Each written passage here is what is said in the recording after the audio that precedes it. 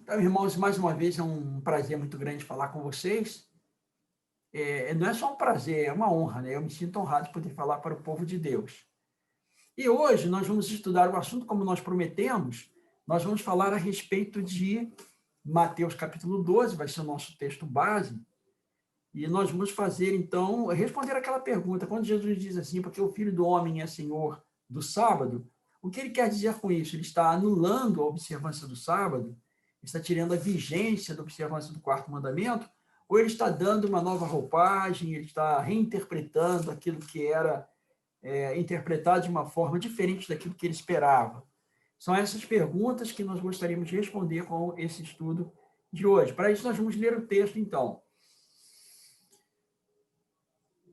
Por aquele tempo, estou vendo aqui o verso 1, né? Mateus 12, verso 1. Por aquele tempo, em dia de sábado, passou Jesus pelas searas. Ora, estando os seus discípulos com fome, entraram a colher espigas e a comer. Os fariseus, porém, vendo isso, disseram-lhe: eis que os teus discípulos fazem o que não é lícito fazer em dia de sábado. Mas Jesus lhes disse: não lestes o que fez Davi, quando ele e seus companheiros tiveram fome, como entrou na casa de Deus e comeram os pães da proposição, os quais não lhes era lícito comer, nem a ele, nem aos que com ele estavam, mas exclusivamente aos sacerdotes? Ou não lestes na lei que aos sábados os sacerdotes no templo violam o sábado e ficam sem culpa? Pois eu vos digo, aqui está quem é maior que o templo. Mas se vós soubesse o que significa misericórdia quero e não holocaustos, não terias condenado inocentes, porque o Filho do Homem é Senhor do sábado.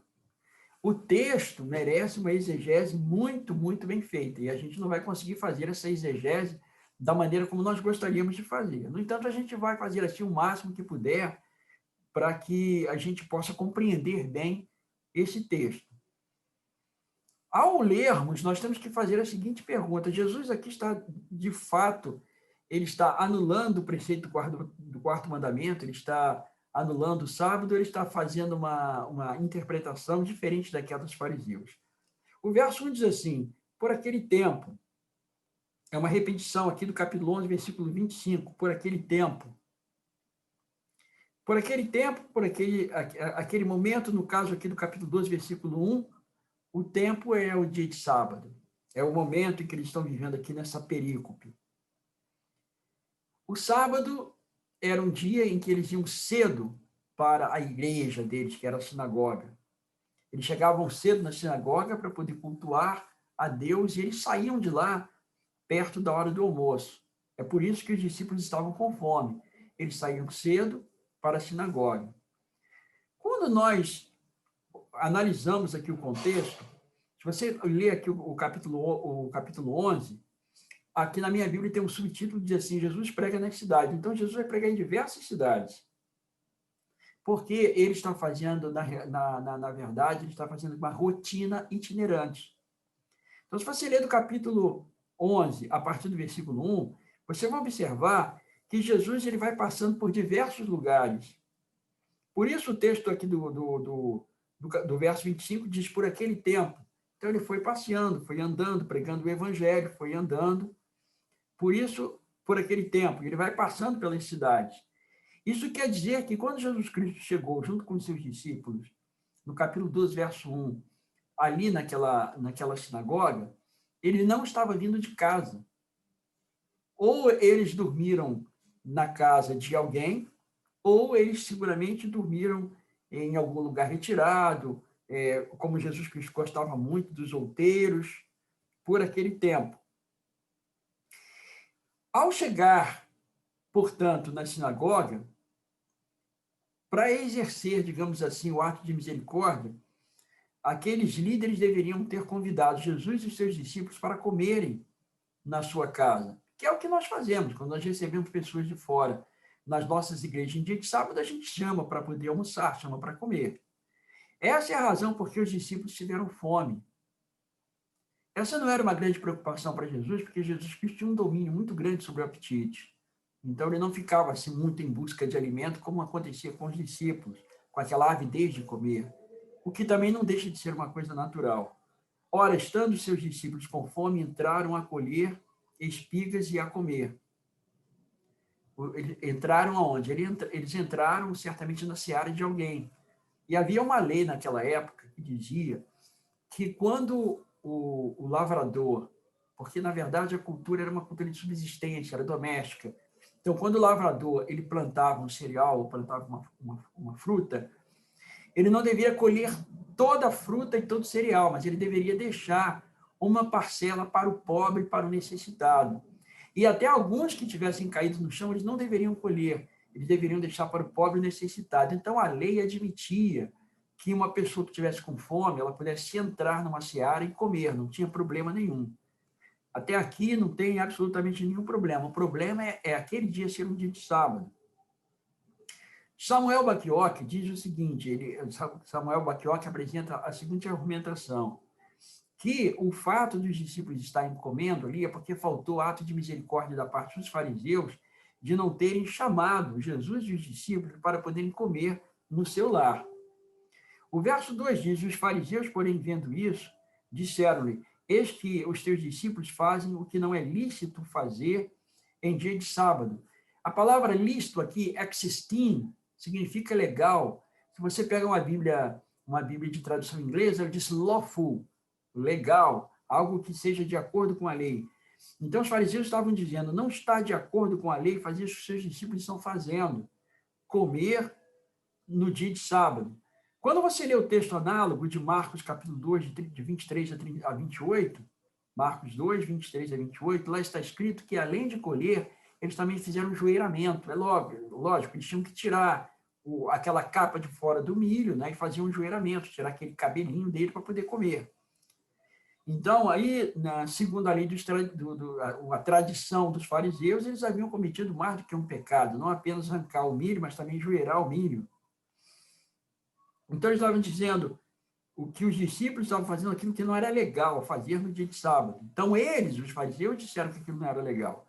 Mas Jesus lhes disse, não lestes o que fez Davi, quando ele e seus companheiros tiveram fome? Eu quero parar aqui e dizer o seguinte, Jesus não disse para os fariseus que aquilo que os discípulos estavam fazendo era legal, e também não disse que era ilegal. Ele nem corrobora os que os judeus estão dizendo e ele também não nega. Mas ele toma o exemplo do Antigo Testamento, uma experiência de Davi.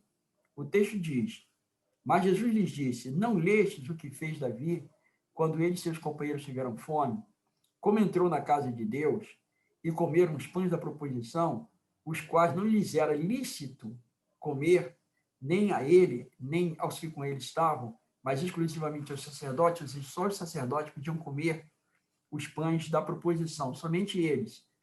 E eu quero chamar vocês aqui para caminharem comigo na sua Bíblia, eu vou caminhar na minha, abram a sua Bíblia em Levítico, no capítulo 24, do verso 5 ao verso 9, nós vamos estudar um pouquinho a respeito dos pães da proposição. Vamos lá. Levítico 24, do verso 5 ao verso 20, ao verso 9. Também tomarás da flor de farinha, e dela cozerás 12 pães, cada um dos quais será de 2 dízimas de um efa. E os porás em 2 fileiras, 6 em cada fileira, sobre a mesa de ouro puro perante o Senhor. Essa era chamada mesa dos pães da proposição. Essa mesa dos pães da proposição, ela ficava do lado direito quando entrava para o santuário. Nessa mesa havia 2 bobinas de pães. 6 pães de um lado, 6 pães do outro. Esses pães eram trocados toda semana, cada sábado era trocado. Como é que eles faziam? Esses pães eram chamados de pães da presença ou pães da proposição. Isso queria dizer que não podia faltar pão naquela mesa, porque aquela mesa que representava o acolhimento do pão da vida, que é Jesus Cristo. Ele disse, eu sou o pão da vida.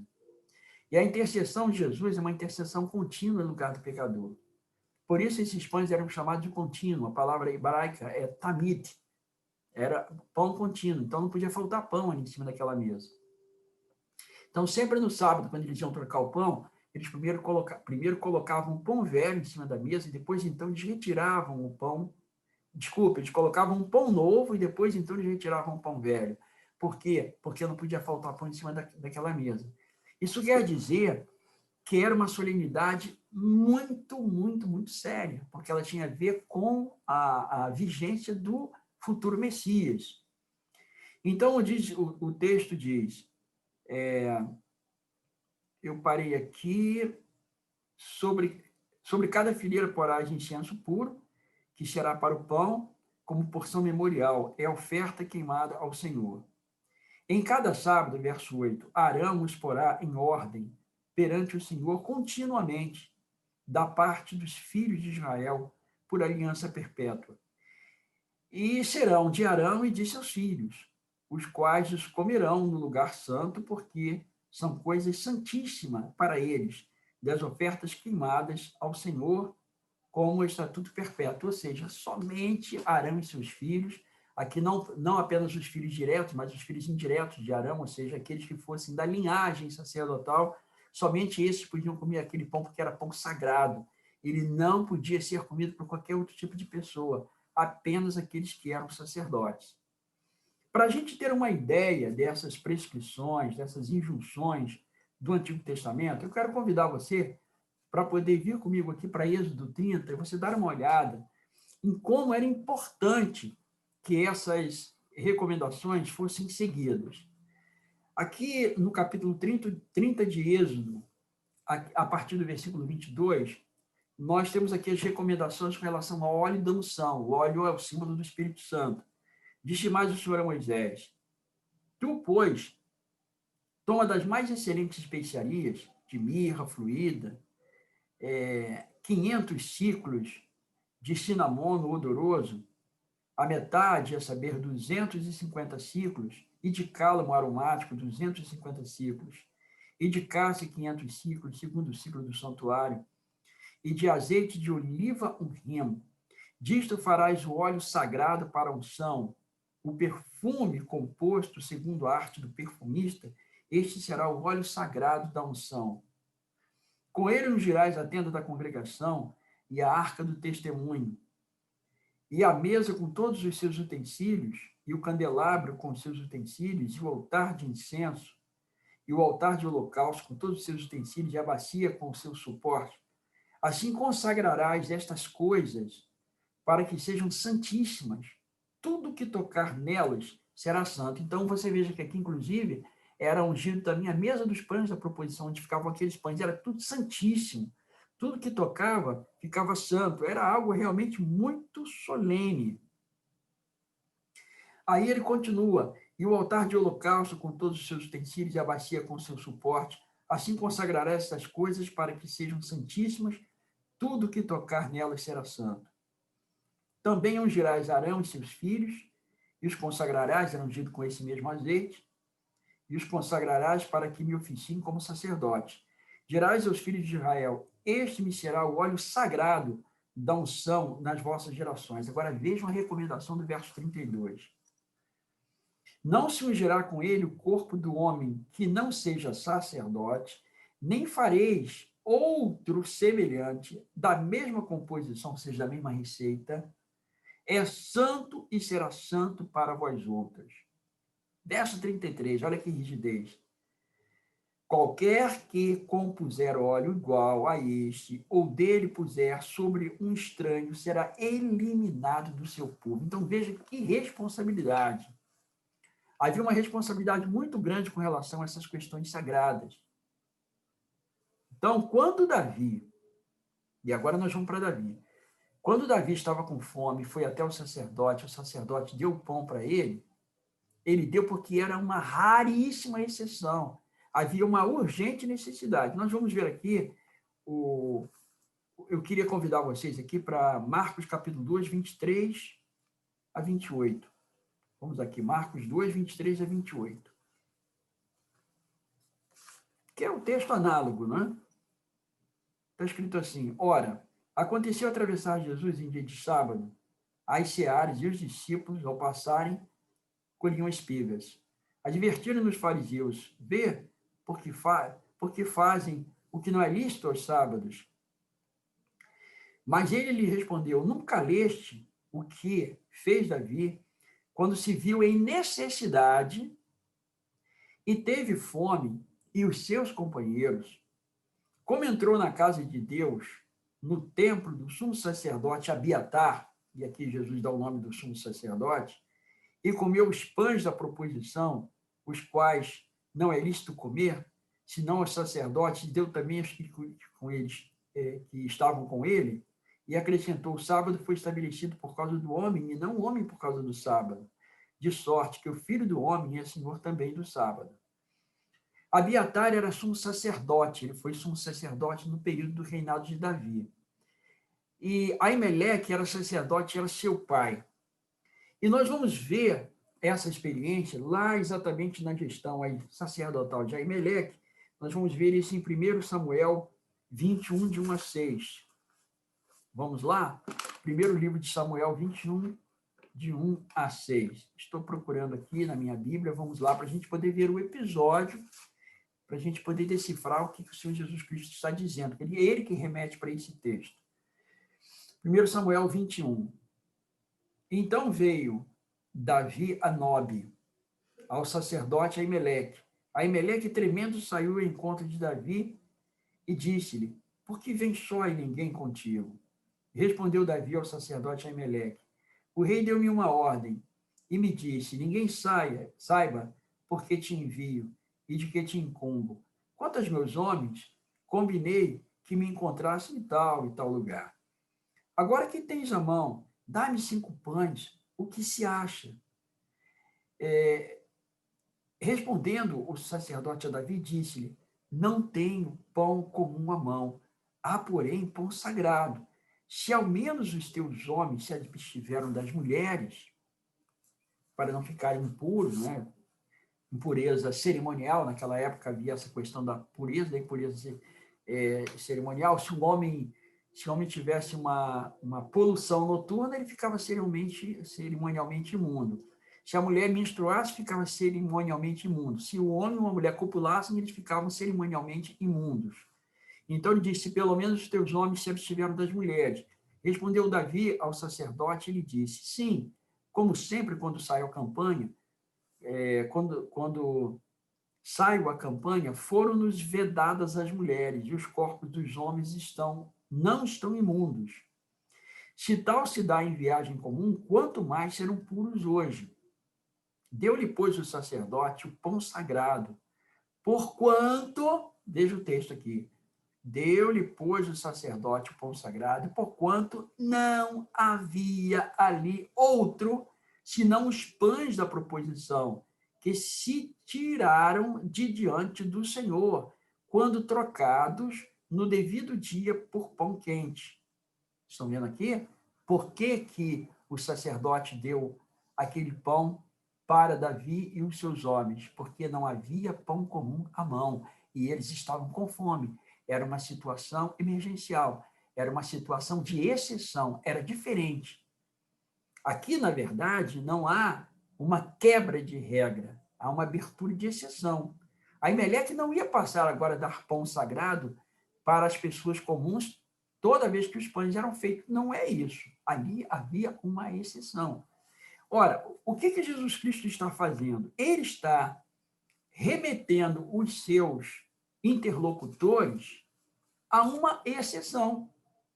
Mas Jesus lhes disse, agora eu volto para Mateus capítulo 12, versículo 3, mas Jesus lhes disse: não leste o que fez Davi, quando ele e seus companheiros tiveram fome, como entrou na casa de Deus e comeram os pães da proposição, os quais não lhes era lícito, não era legal, existem, não era lícito, não era legal comer, nem a ele, nem aos que com ele estavam, mas exclusivamente os sacerdotes. Então, Jesus está remetendo a uma exceção.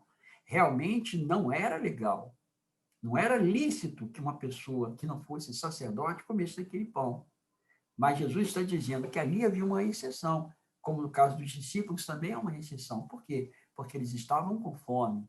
Então, eles não entraram lá para poder colher, para poder negociar, para comercializar. Eles entraram lá para poder saciar a sua própria fome. Aí ele diz assim: ou não leste na lei que aos sábados os sacerdotes no templo violam o sábado e ficam sem culpa? Pois eu vos digo, aqui está quem é maior do que o templo. Esse aqui é um outro fator para o qual eu gostaria de chamar a atenção de vocês. A gente lê aqui Números 28, 9 e 10. Números 28, 9 e 10. O que acontecia com os sacerdotes naquele tempo acontece hoje com os pastores também. Aqueles que trabalham no sábado e ao mesmo tempo guardam o sábado. O texto diz assim, Números 28, 9 e 10. No dia de sábado, oferecerás 2 cordeiros de 1 ano, sem defeito, e 2/10 de um efa de flor de farinha amassada com azeite, em oferta de manjares, e a sua libação. É o holocausto de cada sábado, além do holocausto contínuo e a sua libação. Isso dava trabalho. Oferecer esses animais sem defeito, fazer todo o trabalho que eles tinham que fazer no dia de sábado, dava trabalho. Mas esse trabalho era um trabalho litúrgico, era um trabalho sagrado. Ele não era um trabalho secular, ele era um trabalho de cunho sagrado. Então, muito embora os sacerdotes estivessem violando o sábado por causa do seu trabalho, violando nesse sentido, porque eles estavam tendo muitas atividades, eles não transgrediam o 4º mandamento, porque o trabalho que eles estavam fazendo era um trabalho pertinente e peculiar ao próprio templo. Era um trabalho sagrado. Então, ele diz assim, ou não leste na lei que aos sábados os sacerdotes no templo violam o sábado e ficam sem culpa? Pois eu vos digo, aqui está quem é maior que o templo. Então, vejam, eles acabavam no templo quebrando o 4º mandamento, mas eles não quebravam ao mesmo tempo. Por que eles não quebravam? Porque eles estavam fazendo um trabalho litúrgico. E o trabalho litúrgico era feito para quem? Era feito para Deus. Era Deus que recebia aquela liturgia. Não, o templo é menor do que o próprio Deus. Porque o templo foi feito para poder abrigar a ideia de Deus, porque o próprio Deus diz que o templo não é capaz de detê-lo, mas é ali que, de uma certa forma, ele se manifesta, como é o caso do Shekinah. Então, ali tem a presença de Deus. Então, o que santifica o templo é a própria presença de Deus, e Jesus está dizendo aqui quem é maior do que o templo. Então, se os sacerdotes, eles podiam quebrar o sábado fazendo um trabalho litúrgico, e os discípulos estavam trabalhando para Jesus, que é o próprio Deus, então ele, que é o maior do que o templo, ele pode dizer o que comer e o que não comer e como agir no dia de sábado. Então, na verdade, o Senhor Jesus aqui, ele não está quebrando o sábado, ele não está ensinando que agora o sábado não deve ser mais vigente, que o sábado não deve mais perdurar. Ele está dizendo que o que aconteceu aqui foi uma exceção. E sempre que essa exceção ocorrer, que uma atitude parecida pode ser tomada, mas a regra deve ser seguida, é o que ele está dizendo. Aí ele diz no verso 7, mas se vós soubesses o que significa misericórdia quero e não holocausto, não terias condenado inocentes. Quem são inocentes? Os discípulos. E por que eles são inocentes? Porque eles não fizeram aquilo de maldade. Eles não estavam ali fazendo um trabalho secular, eles não estavam fazendo ali um trabalho para poder ganhar dinheiro, eles estavam com fome. E por que eles são chamados de inocentes? Porque se tivessem sido provido alimentos para eles, e eles tivessem alimento suficiente para comer na casa de alguém, e ainda assim eles entrassem na seara para poder colher, aí sim eles seriam condenados, eles seriam culpados. Nesse caso, eles são inocentes. Aí Jesus continua dizendo assim, mas se vós soubesses o que significa misericórdia quero e não holocausto, não terias condenado o inocente. Misericórdia quero e não holocausto. Ou seja, é mais importante ser misericordioso para com o próximo do que oferecer holocaustos a Deus, porque o holocausto é oferecido em nome de Deus. A oferta era toda queimada. E esse holocausto ele era oferecido exatamente no sábado também. Então, os sacerdotes no sábado, eles ofereciam o holocausto e, com isso, eles acabavam quebrando a rotina que deveria ser do sábado. A rotina do sábado não é fazer o trabalho, mas isso é um trabalho litúrgico. E eles acabavam tendo que quebrar essa rotina para quê? Para poder satisfazer os anelos, para satisfazer aquilo que Deus exigia deles, que era fazer aquele holocausto em prol, evidentemente, do povo de Israel, porque o holocausto era exatamente para poder cobrir pecados. Aí ele está dizendo assim, que tudo aquilo era feito pela misericórdia de Deus. O próprio holocausto era feito pela misericórdia de Deus, mas Deus não se agrada de holocausto, não se agrada de sacrifícios. Ele se agrada da misericórdia. Ele está dizendo, misericórdia quero e não holocaustos. Então, eles teriam inocentado, na verdade, os discípulos, se eles fossem pessoas misericordiosas, e não condenariam. Aí ele diz assim, porque o Filho do Homem é Senhor do sábado. E aqui nós vamos encontrar um ponto que é, eu digo assim, eu diria essencial para a gente poder entender o que o Senhor Jesus Cristo quer dizer com isso. Só existe um dia que é chamado de dia do Senhor. Só existe um dia. Eu estou falando de dia da semana, que é o sábado. Existe um outro dia que é chamado de dia do Senhor, que é o dia da sua vinda, que é o dia do juízo. Ou seja, quando Deus lançava um juízo sobre uma cidade ou sobre uma nação, aquele dia de juízo era chamado de dia do Senhor. E o grande dia do acerto de contas com o mundo também será chamado dia do Senhor. Mas quando se fala sobre dia da semana, o único dia que é chamado de dia do Senhor é o sábado. E eu queria convidar vocês para que vocês abrissem a sua Bíblia em Isaías, no capítulo 58, no versículo 13. Isaías 58, verso 13. Esse é um texto fascinante. O texto diz assim: se desviares o pé de profanar o sábado e de cuidar dos teus próprios interesses no meu santo dia, no meu santo dia. E se chamares ao sábado deleitoso e santo dia do Senhor, digno de honra, e honrares, não seguindo os teus caminhos, não pretendendo fazer a tua vontade, tua própria vontade, nem falando palavras vãs, então te deleitarás no Senhor. Eu te farei cavalgar sobre os altos da terra, te sustentarei com a herança de teu pai Jacó, porque a boca do Senhor o diz. Então, qual é o dia do Senhor? Que ele estabeleceu na criação o sábado. Quando Deus estabeleceu o sábado na criação, ele estabeleceu para toda a humanidade. Foi na semana da criação. O sábado é uma recordação da criação. Mas quando Deus estabeleceu o seu povo teocrático, e agora nós estamos na época de Moisés, ele só vai exigir uma observância sistemática, ou seja, não que ele não exigisse antes, mas ele só vai exigir de forma legal, através de uma lei promulgada, depois que ele liberta o seu povo do Egito. Por exemplo, você vai aqui em Êxodo, no capítulo 20, Êxodo capítulo 20, e logo no início, quando Deus ainda está fazendo o prólogo, ele diz assim: então falou Deus todas estas palavras: eu sou o Senhor teu Deus, que tirei da terra do Egito, da casa de servidão. Aí ele começa a apresentar os mandamentos. Ele começa a apresentar os mandamentos, até que ele chega aqui no versículo 8, de 8 a 11. Lembra-te do dia do sábado para o santificar, 6 dias trabalharás para toda a tua obra, mas o sétimo dia é o sábado do Senhor teu Deus, não farás nenhum trabalho, nem tu, nem teu filho, nem a tua filha, nem teu servo, nem a tua serva, nem teu animal, nem o forasteiro das tuas portas para dentro, porque em 6 dias fez o Senhor o céu, a terra, o mar e tudo neles, aí ao sétimo dia descansou. Por isso, o Senhor abençoou o dia de sábado e o santificou. Mas ele só exige isso do povo depois que ele liberta o povo da terra do Egito. Deus não exigiu que o seu povo guardasse o sábado enquanto era escravo. E isso, para nós, é uma prefiguração, uma tipologia.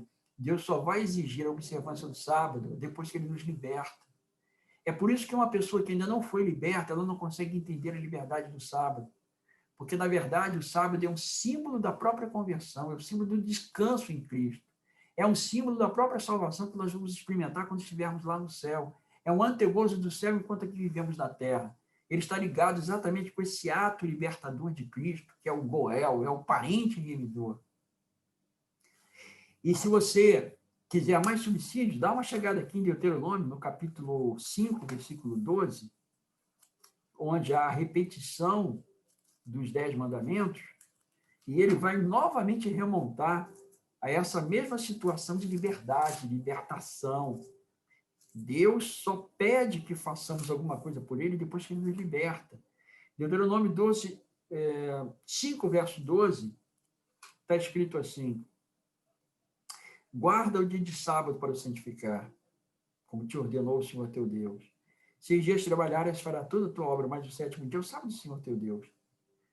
Não farás nenhum trabalho, nem tu, nem o teu filho, nem a tua filha, nem o teu servo, nem a tua serva, nem o teu boi, nem o teu jumento, nem animal algum teu, nem o estrangeiro das tuas portas para dentro, para que o teu servo e a tua serva descansem como tu.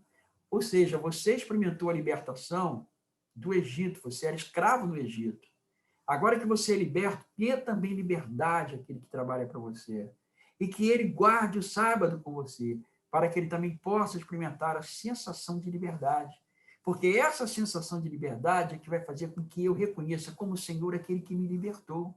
É por isso que quando eu volto para cá, para o livro de Mateus, agora, quando eu tenho toda essa roupagem, eu sou capaz de entender o que o Senhor Jesus Cristo quis dizer.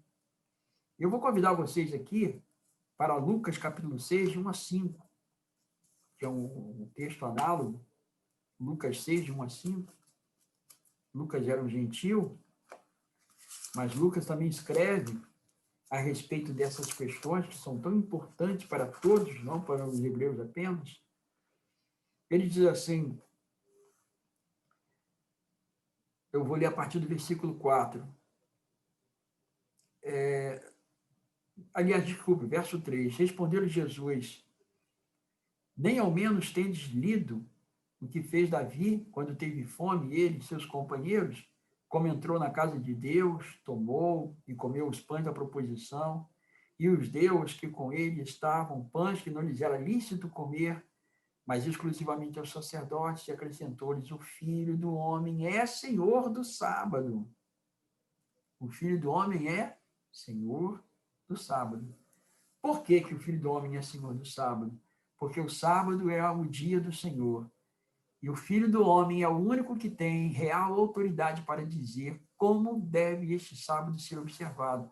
E o Senhor Jesus Cristo mostrou que o sábado deve ser observado exatamente cuidando, primeiro, das coisas do próprio Deus, indo à igreja, no caso da sinagoga, pregando, ouvindo pregação, saindo para poder fazer o bem às pessoas, dando alimento a quem precisa, dando cura a quem precisa, tirando das pessoas aquele sofrimento bem peculiar ao mundo de pecado. Por quê? Porque ele é o libertador. Então, ele pode dizer qual a maneira correta de se observar o sábado, porque ele é o Senhor do sábado. Então, irmãos e amigos, que Deus nos abençoe, que Deus nos ajude a compreender esse tema tão importante, tão solene, que as pessoas erram tanto, porque leem apenas superficialmente, mas não procuram entender o espírito da coisa. Que isso não seja assim conosco, que nós possamos estudar para entender o que o Senhor Deus quer dizer para cada um de nós, a fim de que nós possamos continuar firmes nos seus caminhos. Que Deus abençoe a cada um de nós. Vamos fazer uma oração. Pai elevado, a Ti, Senhor, nós expressamos a nossa gratidão e o nosso louvor pela Tua bondade maravilhosa sobre nós, pelos ensinos, Senhor, de Teu Filho, Senhor Jesus, pela maneira carinhosa como Ele cuidava das pessoas que tinham necessidades, desde os seus discípulos até aquelas pessoas desconhecidas lá da fronteira, de longe, como o caso da mulher Fenícia. Sempre uma mão estendida para ajudar e para abençoar. É assim, Senhor, que nós devemos guardar os mandamentos, com esse amor profundo no coração, motivados pela graça de nosso maravilhoso Senhor e Salvador Jesus Cristo. A Ele seja toda a honra e toda a glória para todos sempre. Amém. Louvado seja o nome de nosso Senhor e até o próximo encontro.